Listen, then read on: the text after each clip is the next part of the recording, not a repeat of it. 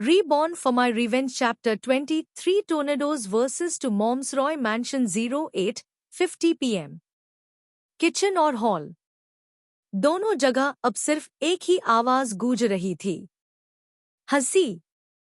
इतनी देर से रॉय फैमिली तीनों टोर्नेडो की हरकतें देख रही थी कि अब सबके पेट दर्द करने लगे थे।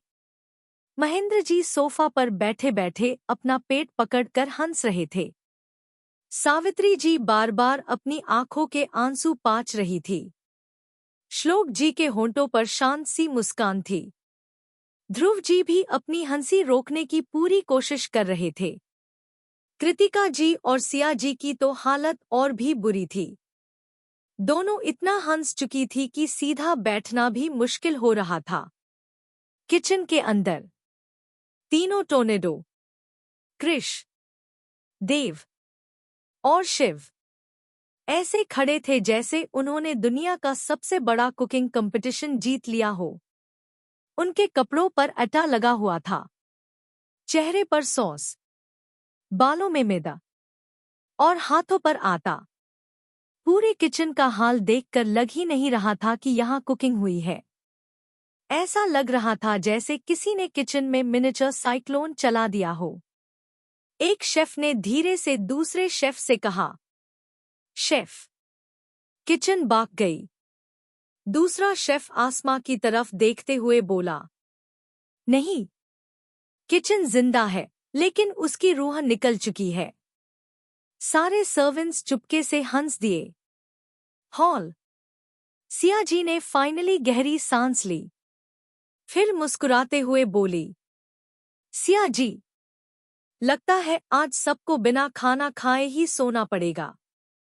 सब मुस्कुरा दिए। फिर सिया जी उठ खड़ी हुई। सिया जी, चलिए, मैं किचन में जाकर जल्दी से डिनर बना देती हूँ।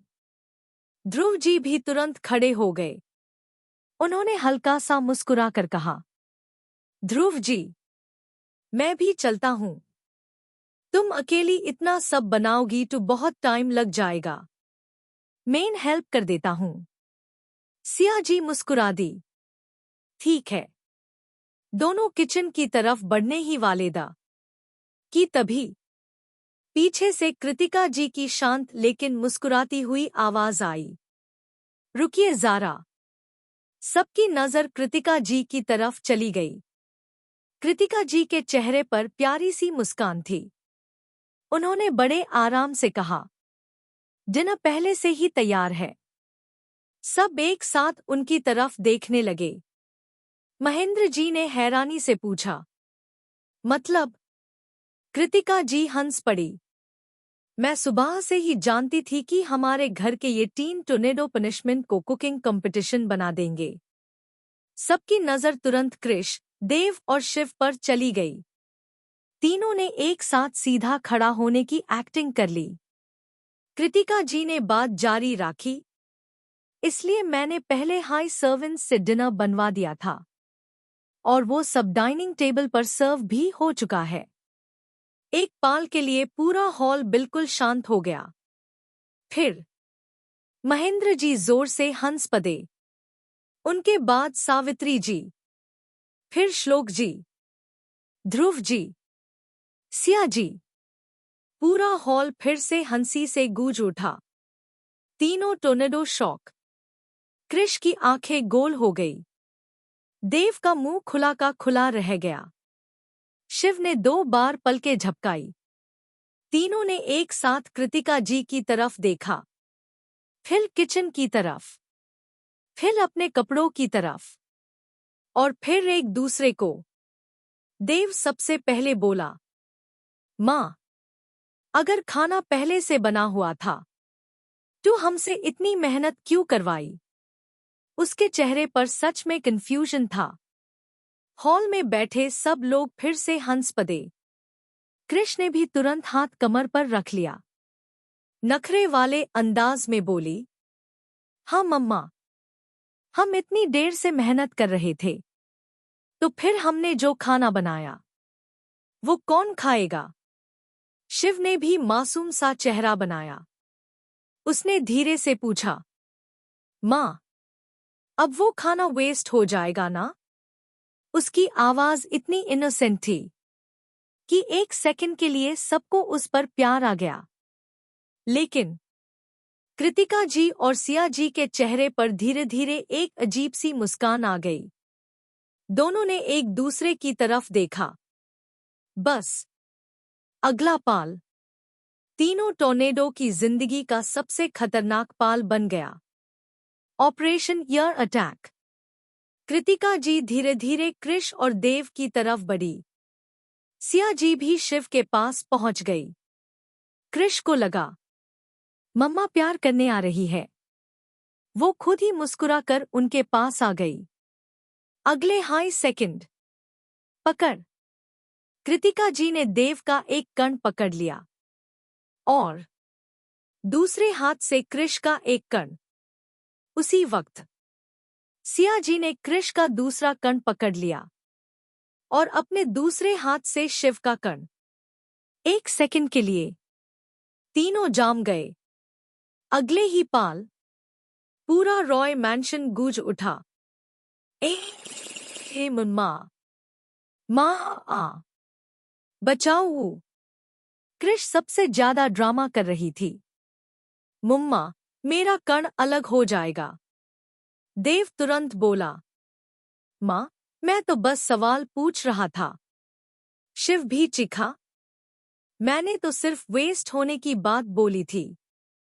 कृतिका जी ने गुस्से का नाटक करते हुए कहा, बहुत बोलते हो ना तुम लोग। पूरी किचन का हाल देखकर भी सवाल पूछ रहे हो। सिया जी ने भी प्यार भरी दांत लगाई। तुम तीनों ने किचन को किचन कम और साइंस लैबोरेटरी ज्यादा बना दिया। कृष ने तुरंत शिकायत की, मम्मा, देव ने ही बोला था एक्स्ट्रा नमक डालो। देव हैरान रह गया। प्रिंसेस, तुमने ही 5 स्पून डाले थे। शिव ने सीधा देव की तरफ उंगली कर दी। और आटा किसने गिराया था? देव ने भी तुरंत जवाब दिया।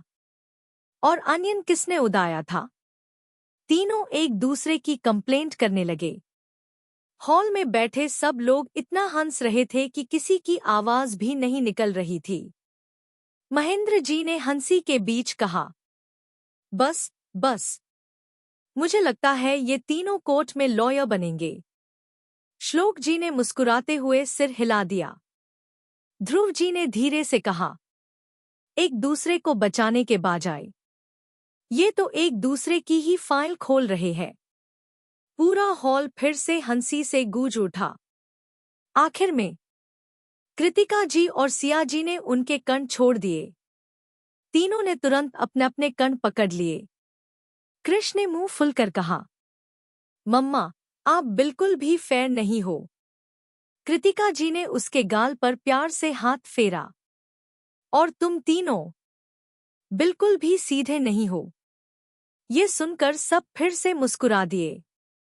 महेंद्र जी ने हंसी रोक कर कहा, चलिए, अब हमारे 3 मास्टर शेफ्स भी आ गए। अब सब मिलकर डिनर करते हैं।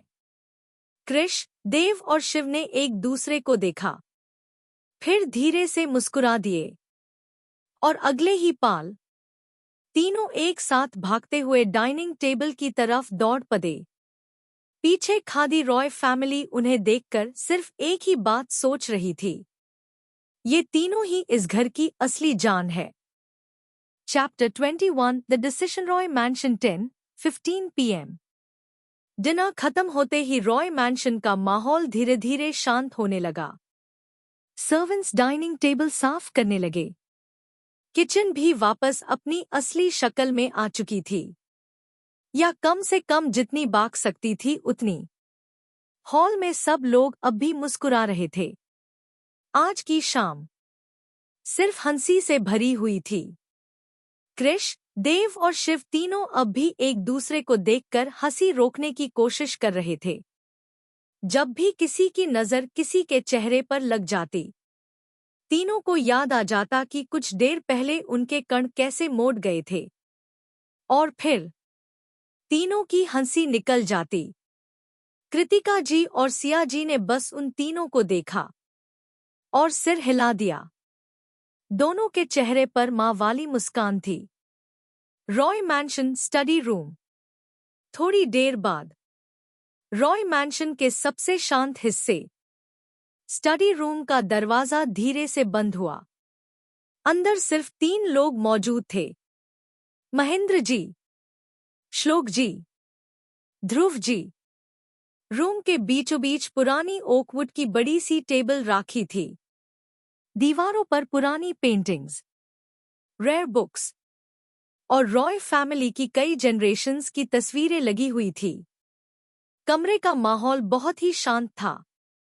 महेंद्र जी अपनी रॉयल चेयर पर बैठे हुए था। उनकी स्टिक उनके पास राखी थी। श्लोक जी और ध्रुव जी सामने बैठे थे। कुछ पल तक किसी ने कुछ नहीं कहा। फिर श्लोक जी ने साइलेंस तोड़ा। उनकी आवाज हमेशा की तरह शांत थी। श्लोक जी, डैड, मुझे लगता है अब ह्यूम इंडिया वापस चले जाना चाहिए। महेंद्र जी ने धीरे से उनकी तरफ देखा। ध्रुव जी भी ध्यान से सुनने लगे। श्लोक जी ने आगे कहा, हमारी कंपनी का हेडक्वार्टर्स इंडिया में है।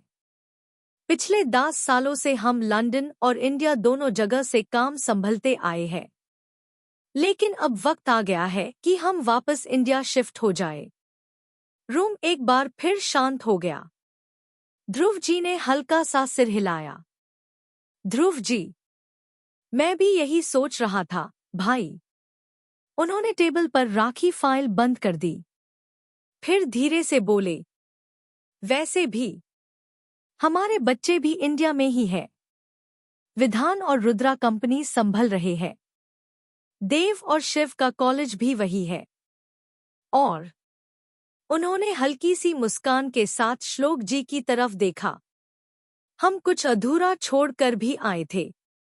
ये सुनते ही महेंद्र जी की आंखों में एक अलग ही चमक आ गई। एक ऐसी चमक जिसे देखकर लग रहा था उनके दिमाग में कोई बहुत बड़ा प्लान चल रहा है। उन्होंने अपनी स्टिक पर हाथ रखा और धीरे से मुस्कुरा दिए। महेंद्र जी, तो फिर तैयारी शुरू कर दो। हम सब इंडिया वापस जा रहे हैं। एक पल के लिए रूम में खामोशी छा गई।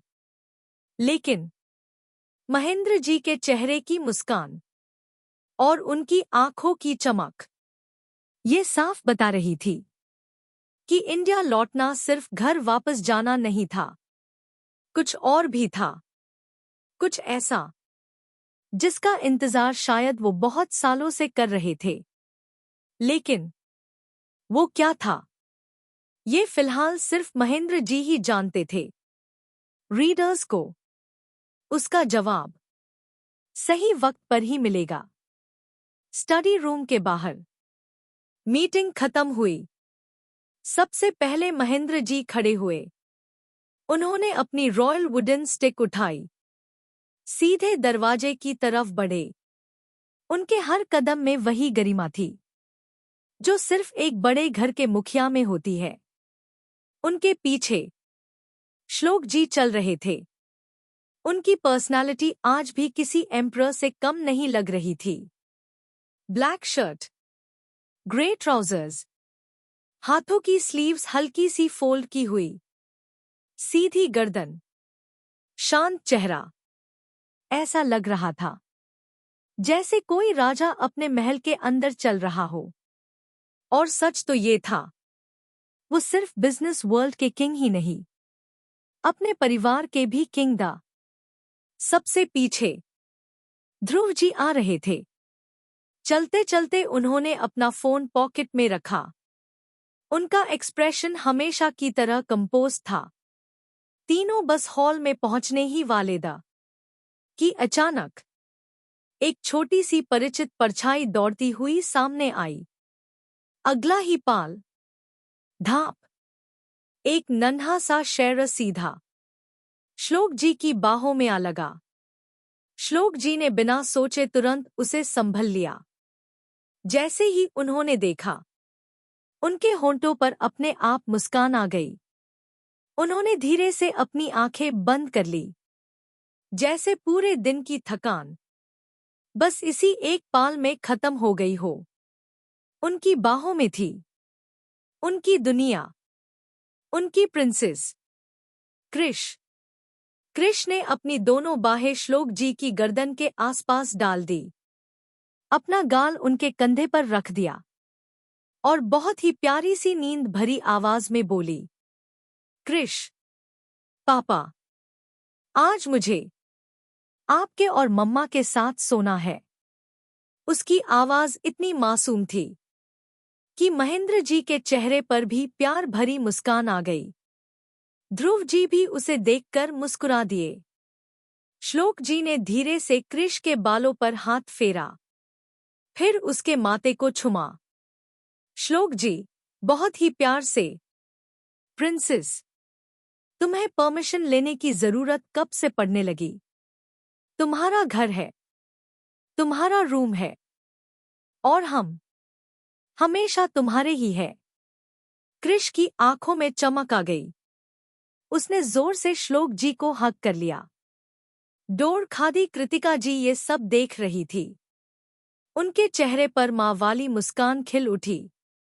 कृष ने उन्हें देखते ही एक हाथ उनकी तरफ बढ़ा दिया। कृष, मम्मा, आप भी। कृतिका जी हंस पड़ी। वो पास आई और कृष के गाल को प्यार से छुमा। कृतिका जी, बिल्कुल, आज हमारी प्रिंसेस हमारे बीच में ही सोएगी। कृष की खुशी का ठिकाना ही नहीं रहा।